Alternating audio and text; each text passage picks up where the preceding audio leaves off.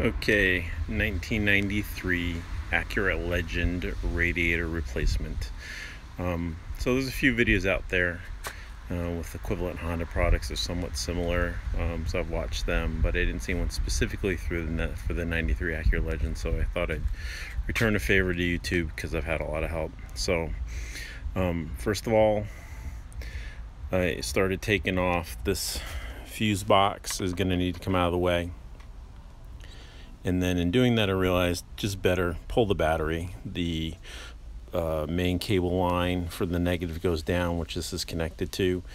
You can push it and force it out of the way, but why take the chance of breaking anything on a circa 27-year-old car? So anyway, there are some connectors off, like throttle cable assemblies. They just have brackets, just pop them out. You can see down here there's a bracket that they hang into, you just push them out. Same thing over here, they run over, you just push them out. You can take off your old radiator, make sure you save it, because when you buy a new radiator it does not come with the cap. Also there is the skid panel underneath, and I will do that in a little bit. So we're just going to go ahead and take the battery out, and I'm going to pause it here now that I have a program that actually pauses versus the standard iPhone thing. So let's do that. Take the battery. So you can see I removed the battery, and that cabling I was talking about, which is the main negative lines right here, it runs under in between the tray and the cowling for the radiator. So again, 27-year-old car, do you really want to take the chance of playing with wires that might be brittle? So we're going to go ahead and pop out these two, and these are all 10 millimeters for everything, the battery cover, battery terminal, and the battery tray. We're going to pop the tray out just to give this wire room so we don't potentially damage wires, because that I'm really not in the mood to deal with. The horn is hooked up to this tray, so all you gotta do is pop the connector and disconnect the horn as well. So we're going to do that next. So disconnected the horn. You don't have to do that, just unclip the wire. The horn's actually disconnected bracket. I thought it was just going to be the bolt over here. No, there's actually a bolt down here and a bolt down there you got to do too. So unhook the horn, but you don't have to unbolt the horn, just leave it sitting on the tray. Okay, so I went to go pull it out, and then didn't come out easy, so I don't yank stuff, and then realized underneath some corrosion there was one more there. So there's 1, 2, 3, 4 you've got to pull to get that battery panel. So we got the battery tray out, and you can see it leaves a lot more room for this wiring harness to get pushed out of the way, right? As far as access to the radiator, I like that a lot better. Okay, so next we're gonna have to get rid of the mass airflow sensor. It's connected here, and it's got this tube runs underneath to it. I haven't had this car. I've had this car like 2 years. It got passed down the family. My daughter drives it. So this is cracked. So instead of me unhooking all of these, I'm just gonna unhook the top end of the air filter box. Gonna unhook this, unhook this, and I'm just gonna peel it back. And if it's cracked some more, then when all is said and done, we'll just throw some duct tape back on it and make it seal. At some point in time, we'll replace it. So there's 4 points, brackets that hold down the cover. You'll see that. Disconnected that. I'd connected this hose from there, and then just wriggle. And like I said, because this was cracked, I'm able just to pull this back. I'm just going to tie it off, and it'll open up the space for the radiator. So I'm not recommending that you crack your airflow intake. Mine already was. I'm surprised at how clean the air filter is for how many miles we've probably put on it, but that may be because there was a crack in the air intake, and instead of getting filtered air, it's been putting in crappy air, so I definitely will be duct taping that afterwards. So that's part. Of note, when you go to reattach the mass airflow sensor to the radiator, down in here there is a receiving nut. You're going to have to take it out of the old radiator, and I'm theorizing there may be some others, but you're going to have to take it out of your old one and put it on your new one in order to have that seating. So we move to underneath. You pop the bolts out of this plastic cover. You'll see them. There's a bunch of 10mm ones. There's a couple. There's one in the far corner on each side of the wheel well that's in there. This side was broken. You don't have to disconnect those. If you just take out all the ones in the front, then you can just push the plastic brush guard out of the way, get underneath. You'll see the petcock, which is right above the stream. Open it up and just start draining out the old fluid and get that part out. Okay, so we disconnected the hose. Just this clamp. Just get pliers, squeeze, pull it off. Okay, so we're gonna go down. Give me a second to get under there. I don't know if the light's gonna go on. It's gonna flip on. No, I'm actually filming it for YouTube. Hopefully help somebody out. Then we're gonna need to disconnect the transmission lines. Okay. Unhook this connector for the thermostat relay. And one transmission line over here. So get those all unhooked. You know, the petcock for draining it was right under here as well. Get that done. But so that's what we're looking at, is for disconnecting the lower hose, disconnecting one tranny line, and then the other tranny line is right here. So here's what we got going on down here. Here's the lower hose. Take my glasses off, right? The clamp was in an odd spot for me to get the wrench, the pliers on there. So I disconnected the connector for the this is for the temperature gauge. And what was easier is I'm just cracking this loose. So I'm going to take this out because you have to put it in the new radiator anyway and get it out of the way, and then I'll take this off. Have your catch, because when I pop this, the coolant obviously is going to leak out, which is fine. If there's some left, it's going to pop out. So there you go. So you may want to just disconnect and take this off. All right, so you can see got the hose pulled back away from the underwater inlet. So right there, that's the connector to the thermostat that we took out. I took out the temperature gauge first, and that drained the remaining fluid. So there really wasn't a lot of fluid that came out when we disconnected the hose, so it's not a big deal. So don't worry about that. So next we'll be taking out the transmission lines, which are, I'll get my glasses on, right here,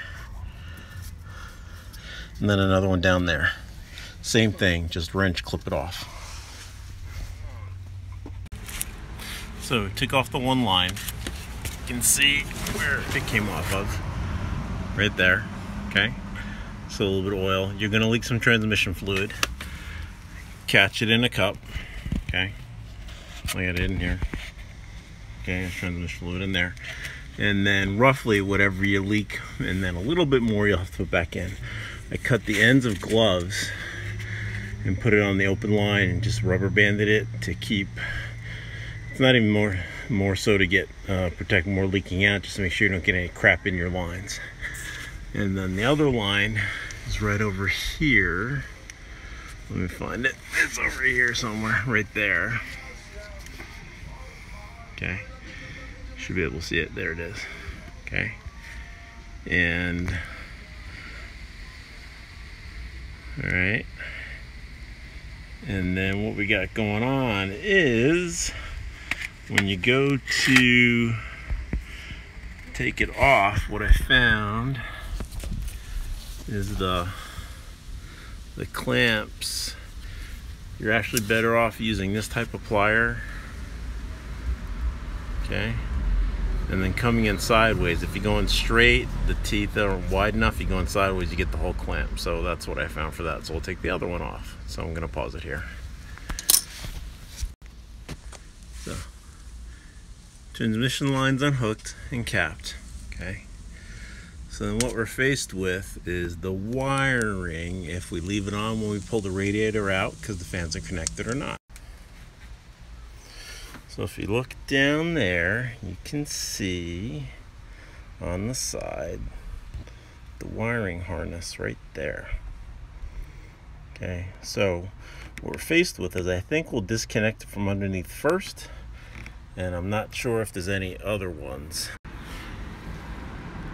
And from underneath, we see the one there, that's the one I showed you from the top. And then there's another one right down that way. So I think we try disconnecting them from underneath first, as opposed to yanking 27-year-old wiring. How about you? That's what I say. We'll give that a shot and then we'll report back. So those connectors are unhooked, and then we're taking out the top mounting brackets. I believe 10mm socket, just about the same size as everything else has been. So right there, you know, unscrew, and you're all set. And unhooks everything, you gotta reuse it. So see how wiggly that is? It should be ready to come right out. So there was this wiring harness down below, and it also had, there was some cable hooked into this, so disconnect those beforehand. These were those connections that we disconnected before we pulled it. That is definitely the way to go. Disconnect those first. It gives you a lot more wiggle room with the wiring. And then you pull the fan up, and you can literally leave it like this. And you know, this one's already out because it was one of the mounting brackets from earlier. You're going to take all the connectors off, you know, each of the fans. Okay, same thing. Looks like this is part of the fan. You're going to take that out and slide the new radiator in place and just rehook everything back up with it in the spot. Okay, just easier. I mean, I suppose I could, you know, unhook all of this if I wanted to, but, you know, why bother? I don't see any point. And we'll get that done, and then I'll probably lay down a piece of cardboard underneath instead of just laying the radiator on top of the whole cross members of the compartment, as not to dent the fans any more than they are. There's some of them are dented. I'll show you the new radiator in a minute. So better too cautious than screw stuff up. So those connectors I disconnected were actually these. You can see how they are, but they are actually completely attached to the fan assembly. So the reality is you don't have to do that. So lucky you. If for some reason you had to, you can see how they work. The pin squeezes in here and it just pulls out. And that's what most of them are like. So you don't have to do that part. Just make sure you loosen up the stuff that's hooked in. You'll see it underneath. I think there's, you know, this one's here, and this has got some sort of bleeder line or something. Just disconnect that, and then you should have enough in the wiring harness to get to this point. But you do not have to unhook this. It's all part of the deal. So there you go. So the fans are disconnected. I just pulled them back, all right? And then what we got to do is the receiving nuts are in here, and you got to pop these out and reuse these on the other radiator. Except they have it a little bit differently. Instead of locking down, they just drop in place. So you'll need to do that and then put them in the new radiator. We also have this one wiring harness. We'll need to take it off and then move it over to the other side. So unless the radiator you buy comes preloaded with these nuts, okay, they're what's sitting in here. Let me just get a little tool. You go in, press down, you'll push, and then you just literally pop it out. Other radiators may have them in place already. I got mine off of Parts Geek. I think this cost 85 bucks, the new one right there. Also, we can see why I had to do a new radiator. There's a crack right along here, and that's what we were spewing when it got up to temperature. I probably could have tried to patch it, but my daughter is going to be driving this car, and that's actually the Acura right there. So why screw around and have a chance? I mean, it's been so good to us this far. So anyway, so that's what's going on with that. I'm going to stop, and then we'll start reassembling. So all screws are not created equal, pun intended. So it looks that the longer ones go into the top secures, and the shorter ones go into the bottom secures. So I didn't make note of that, but just checking it, that seems to be the case. So try and separate it out if you want. If you put the long ones in the bottom, it looks like you could actually puncture the bottom of the radiator. So don't do that. So went ahead and attached. Leave this one unattached because something else hooks up to that when you put it back in. I don't quite remember. I used my light gauge impact, but just hand tighten, and then you can go ahead, as long as you can get the clamp out of the way, go ahead and put the temperature sending unit back in now, because like I said, you actually do have the room with the wiring, so you know, why make it harder.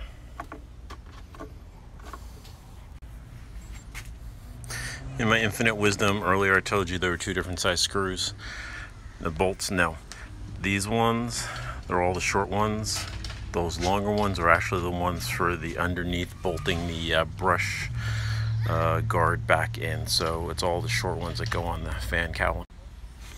Okay, so it's in, and it's just a matter of reassembly for everything, just the opposite order, rehooking all the lines back up, and then you're good to go.